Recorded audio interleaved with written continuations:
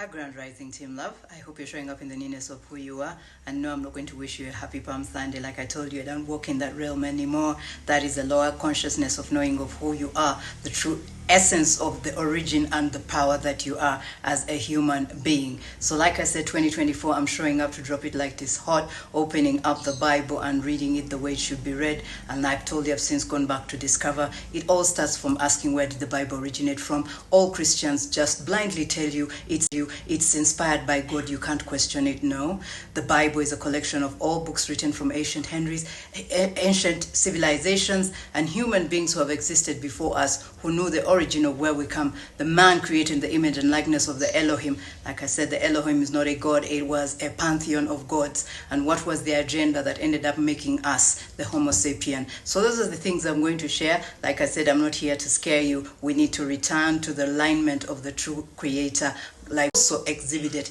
itself through this Elohim who created us. But when we don't know who we are and where we came from, we'll continue to sink into the lower consciousness. So we're going to use the Bible. Why? Because that's the one I was born into, and we will deconstruct it to reconstruct it and find the truth of who we are. Just like Yeshua, or now he's called Jesus, found himself in history. It is time for this consciousness of this generation too, because after all, the prophecy of Emmanuel coming is about the Christ consciousness continually coming in the awareness. So let's do true Bible study, not this of taking us somewhere in a room, they get a scripture, they hype you up, then after that they tell you God is going to bless you with a house and a car, it's going to kill your enemies. That's not Bible study. Or trying to convince yourself that there's a powerful God watching over you. Bible study is to rightly divide the word or the scriptures that have been shared and find your story in the story of divinity. When you know your identity, like Jesus opened up the scroll, not a Bible, because we've got all that information from the various ancient scrolls. The Spirit of the Lord has appointed me, anointed me to preach to the poor, to set the captives free. He was talking about all humanity that had forgotten its divine walk here. And after that, what did he do? He closed it, and that was it. But religion adds on story. When you find your identity in the mire that's mixed up by men who have retranslated the Bible of your identity, you'll close every book and show up as the God man.